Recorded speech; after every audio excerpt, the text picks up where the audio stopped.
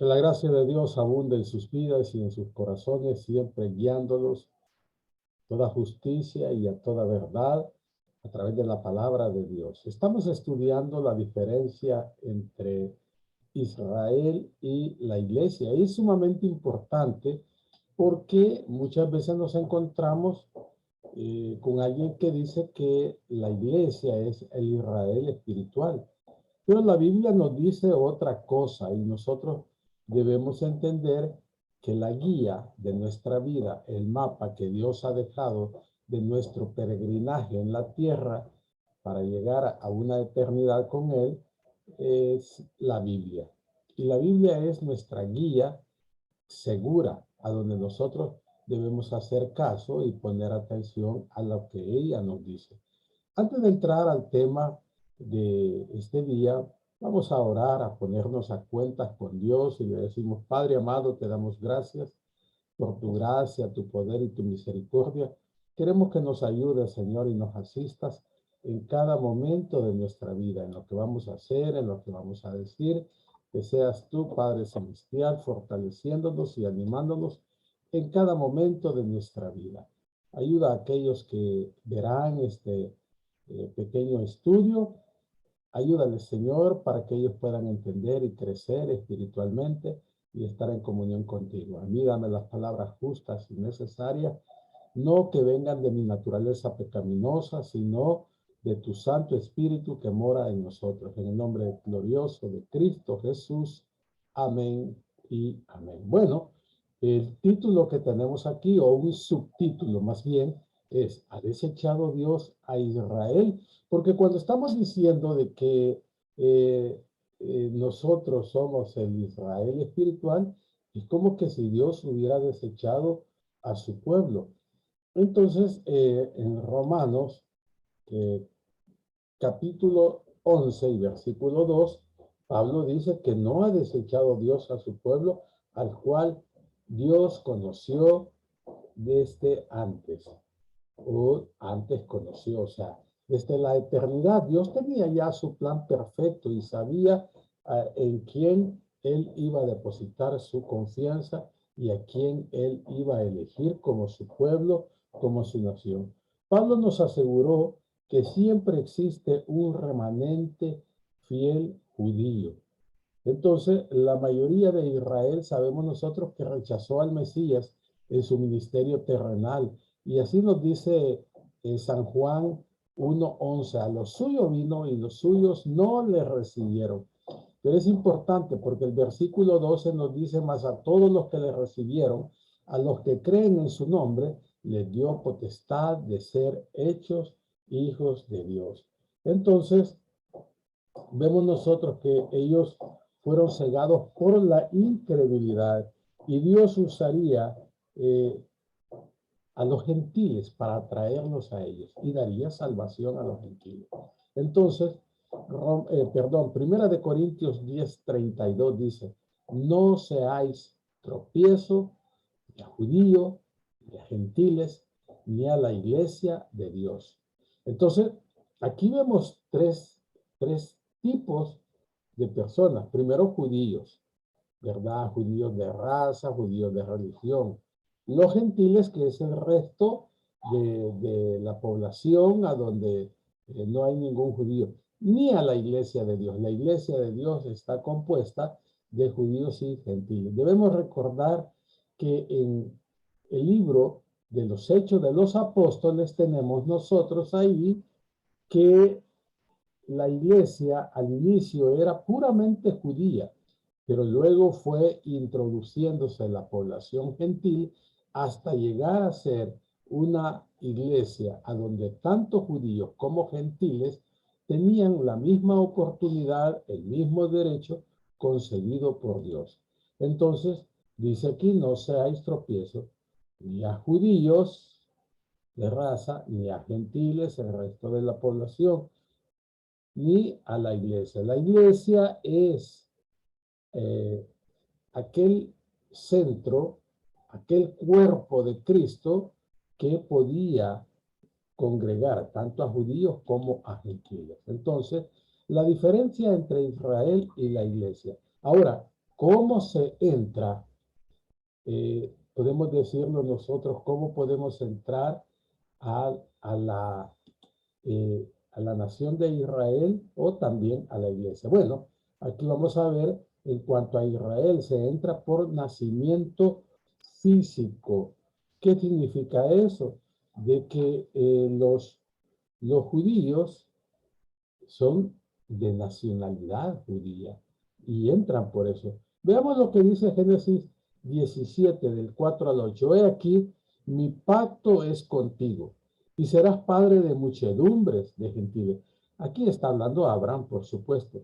Y no se llamará más tu nombre Abraham, padre enaltecido, sino que será tu nombre Abraham, padre de multitudes, porque te he puesto por padre de muchedumbres de gente, y te multiplicaré en gran manera, y haré naciones de ti, y reyes saldrán de ti, y estableceré mi pacto entre mí y ti, y tu descendencia después de ti, en sus generaciones por pacto perpetuo para ser tu Dios y en tu descendencia después de ti. Y te daré a ti y a tu descendencia después de ti la tierra que moras en toda la tierra de Canaán en heredad perpetua y seré, perdón, el Dios de ellos. Aquí estamos viendo cómo se origina la nación de Israel y aquel hombre que fue sacado de Ur de los caldeos y que Dios le dice, vete de tu tierra y de tu parentela a la tierra que te mostraré. Salió nada más obedeciendo a Dios. Y Dios hace un pacto con él. Y en el pacto que hace con Abraham, le ofrece bendecir en él a todas las naciones de la tierra. Le ofrece que iba a ser de él una gran nación y que iba a heredar a perpetuidad la tierra que le iba a mostrar. Romanos 9:3 dice, eh, porque deseara yo mismo ser anatema. La palabra anatema lo que significa es maldito, separado de Cristo por amor a mis hermanos, los que son mis parientes, según la carne. Aquí Pablo es bien específico y nos habla que es según su linaje, según su descendencia, según su nación que es Israel. Ahora, ¿cómo se entra a la iglesia? Bueno, a la iglesia se entra a través de un nacimiento espiritual, ya no de un nacimiento físico. Primera de Pedro 1, versículo 23 dice, siendo renacidos, no de simiente corruptible, sino de incorruptible, por la palabra de Dios que vive y permanece para siempre. Dice, siendo renacidos, o sea, nacimos pero necesitamos el nuevo nacimiento, como se lo dijo Jesús a Nicodemo. Y entonces Nicodemo tuvo que entender, porque al principio él estaba relacionando su nacimiento espiritual nuevamente con un nacimiento físico, y él dice, ¿cómo puedo yo siendo viejo volver al vientre de mi madre y nacer? Pero Jesús tuvo que explicarle que el nuevo nacimiento es un nacimiento espiritual. San Juan 1:12, ya lo mencioné, Gálatas 3:26 dice, pues todos sois hijos de Dios por la fe en Cristo Jesús. ¿Qué nos dice además del nacimiento espiritual con lo que dice el apóstol Pablo en Gálatas 3:26? Nos está diciendo que todos somos creación de Dios, pero no todos somos hijos de Dios. Porque para ser hijos de Dios, lo que necesitamos nosotros es nacer de nuevo. Entonces, podemos ver que toda la humanidad es creación de Dios, mas no todos somos hijos de Dios. Entonces, vemos aquí cómo se entra o se opera el nuevo nacimiento, tanto para Israel como para la iglesia. Ahora veamos la relación de Israel y de la iglesia con nuestro Señor Jesucristo. En relación con Jesús, ¿qué podemos ver en cuanto a Israel? Jesús es el Mesías de Israel. Eso es lo que ellos estaban pensando. Bueno, Él es el Mesías. En una ocasión Jesús pregunta, ¿quiénes dicen ellos que soy? Y ellos dicen, unos que Juan el Bautista, otros que Elías, y comienzan a decir muchas cosas. Entonces, vemos lo que dice aquí Juan, versículo, capítulo 1, versículo 41. Este halló primero a su hermano Simón y le dijo, hemos hallado al Mesías, que traducido es el Cristo. Andrés,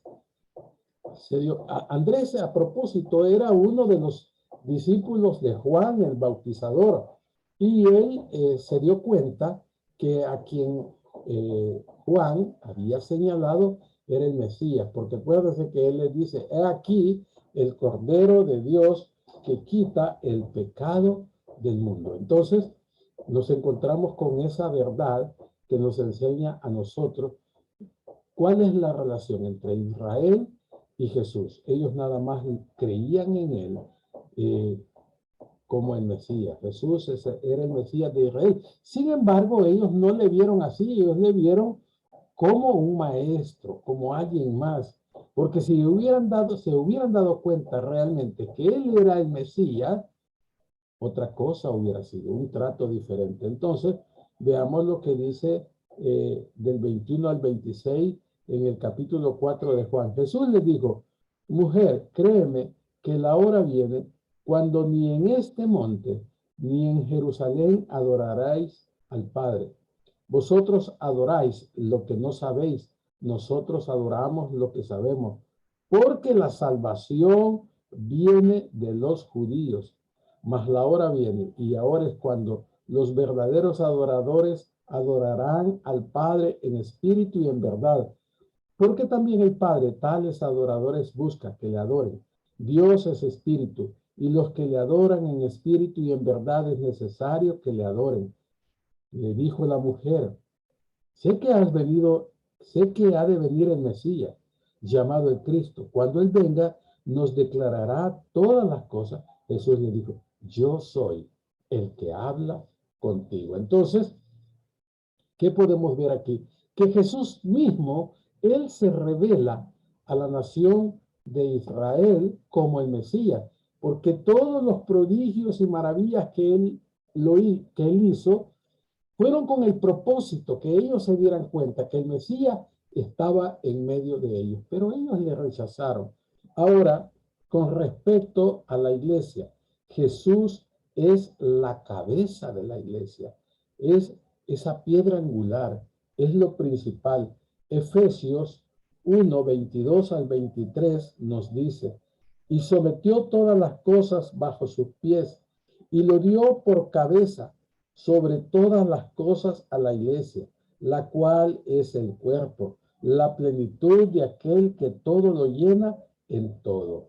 Efesios 4:15 dice, sino que siguiendo la verdad en amor, crezcamos en todo en aquel que es la cabeza, esto es Cristo. Entonces, aquí nos está declarando que para la iglesia, Jesús es la cabeza, Él es la cabeza principal. Él es por autoridad y por todo lo que nosotros podamos decir y por lo que la palabra de Dios declara, es la cabeza de la iglesia. Nosotros somos llamados el cuerpo. Entonces, veamos cuál es el factor dominante. En cuanto a lo que es Israel, Israel estaba bajo la ley. Cuando vemos nosotros que Israel estaba bajo la ley, no solamente está bajo la ley que encontramos en Éxodo capítulo 20, sino que también nosotros podemos ver que existía una ley moral, una ley ceremonial y una ley civil. La ley moral es lo que nosotros podemos ver en Éxodo, donde está el decálogo, los 10 mandamientos. Pero la ley civil era aquella que relacionaba a toda la nación de Israel con todo lo que tenían que hacer. Por ejemplo, los impuestos. Los impuestos eran llamados el diezmo. Si nosotros vemos todo eso, nos damos cuenta que la nación de Israel era una nación teocrática, no era una nación democrática, como nosotros tenemos en la actualidad, sino que era una nación eh, teocrática. Y entonces ellos tenían la ley civil a donde hablaba de muchas cosas en relación a la nación de Israel, pero también tenían lo que se conoce como la ley ceremonial, a donde sacrificaban corderos, hacían el sacrificio de expiación, el sacerdote entraba una vez al año al lugar santísimo para expiación del pecado de la nación de Israel. Entonces, por ejemplo, en Éxodo 19:3 dice, y Moisés subió a Dios y Jehová lo llamó desde el monte diciendo, así dirás a la casa de Jacob y enunciarás a los hijos de Israel. ¿A quién fue dada la ley? Si nosotros vemos lo que acabo de leer, no fue dada a los gentiles, los 10 mandamientos fueron específicamente para la nación de Israel. En Romanos capítulo 2, versículo 14 dice, porque cuando los gentiles que no tienen ley hacen por naturaleza lo que es de la ley, estos, aunque no tengan ley, son ley para sí mismos. Entonces, decía que eh, encontramos que la ley no solamente es la que nosotros vemos y nosotros entendemos como la ley moral, sino que tenemos también la ley ceremonial y la ley civil. Ahora, veamos para la iglesia. La iglesia está bajo la gracia de Dios. ¿Y qué es la gracia de Dios? Es ese favor inmerecido que todos recibimos cuando ponemos fe en Cristo como nuestro único y suficiente Salvador. Y nosotros somos cambiados de personas naturales a personas espirituales. Aunque muchas veces los creyentes vivimos como los gentiles, no es que seamos ya como los gentiles o como aquellos que no han creído en Cristo. Entonces venimos a ser creyentes carnales. Pero la idea es que nosotros vivamos como creyentes espirituales buscando hacer la voluntad de Dios. Romanos 6:14 nos dice, porque el pecado no se enseñoreará de vosotros, pues no estáis bajo la ley, sino bajo la gracia. Y aquí es importante recordar el estudio de los 3 tiempos de la salvación cuando nosotros vemos el segundo tiempo y nos encontramos con lo que es el tiempo de la santificación y allí podemos seguir nosotros haciendo la voluntad de Dios porque nosotros vamos a vivir en ese proceso. Ahora veamos el factor en cuanto al reino. El reino será establecido. Vean ustedes, no está establecido, no estamos viviendo el tiempo del reino. ¿Por qué? Porque, por ejemplo, segunda de Samuel 7, del 12 al 16, nos dice, y cuando tus días sean cumplidos y duermas con tus padres, yo levantaré después de ti a uno de tu linaje, el cual procederá de tus entrañas, y afirmaré su reino. Él edificará casa a mi nombre, y yo afirmaré para siempre el trono de su reino. Yo le seré a él padre, y él me será a mi hijo. Y si él hiciere mal, yo le castigaré con vara de hombre y con azote de hijo de hombre.